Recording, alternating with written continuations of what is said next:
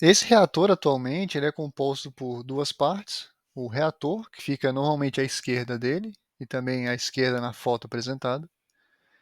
A nossa fonte atualmente ela consegue operar numa faixa de 4 até 32 kV e também de 30 até 1000 Hz. E à direita na foto nós temos o nosso reator, que atualmente possui placas de aço inox circulares, não possui uma barreira dielétrica fixa, então o usuário tem que fornecer uma barreira dielétrica quando for utilizar o equipamento. Ele opera atualmente somente com ar atmosférico e também somente em pressão atmosférica. O princípio de funcionamento desse reator é baseado na aplicação de um campo elétrico entre os eletrodos, fazendo com que elétrons se movam do polo negativo para o polo positivo.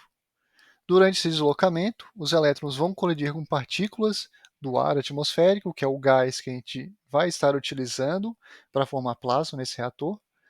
E a partir dessa colisão, a gente vai ter a formação de íons, de radicais livres, vai ter emissão de fótons, vai ter a produção de partículas em estado elementar, que são o que compõe o nosso plasma. Além disso, a formação de plasma ela é dependente tanto da lei de Paschen quanto do critério de Micke. Nessas duas equações, nós temos que a tensão de ruptura, que é aquela que nós devemos aplicar em dois eletrodos para formar o plasma, ela é diretamente dependente da pressão do sistema, que no nosso caso é a pressão atmosférica, e também da distância entre os nossos dois eletrodos. Além da pressão e da distância, a formação de plasma também vai depender de outros fatores, de outras constantes nessas equações, como o A, B, o alfa e gama, que dependem do ar, do gás que nós estamos ionizando, e também do material dos eletrodos que estão sendo utilizados.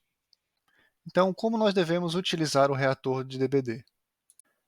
Primeira coisa que nós devemos fazer é abrir o nosso reator e ajustar a altura do nosso eletrodo superior. A distância entre eletrodos ela é ajustada rosqueando uma porca, que serve como a trava, e depois rosqueando o eixo do eletrodo. Feito o ajuste da altura, colocamos de volta o eletrodo superior dentro do reator. Em seguida, removemos o eletrodo inferior e adicionamos uma barreira dielétrica, que neste caso era polietileno de baixa densidade. Em seguida, conectamos tanto o cabo de alimentação quanto o aterramento na fonte e conectamos a alimentação no nosso reator com o auxílio desses jacarezinhos.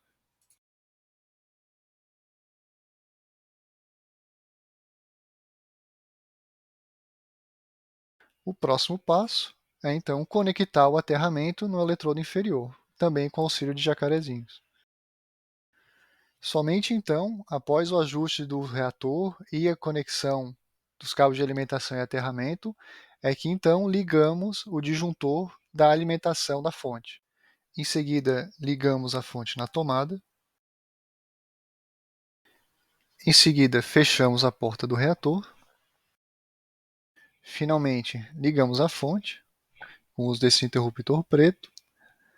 E se for o seu primeiro uso, você deve zerar tanto a energia, que seria a tensão, quanto a frequência girando esses dois botões circulares no sentido anti-horário.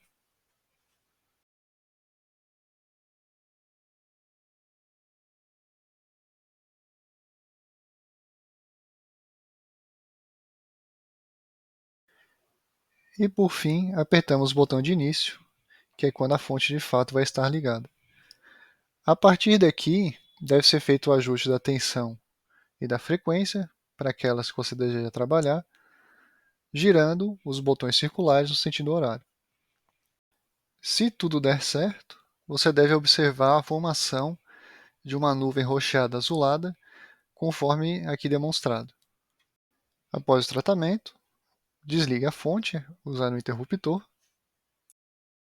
remova o equipamento da tomada e desligue o disjuntor do equipamento.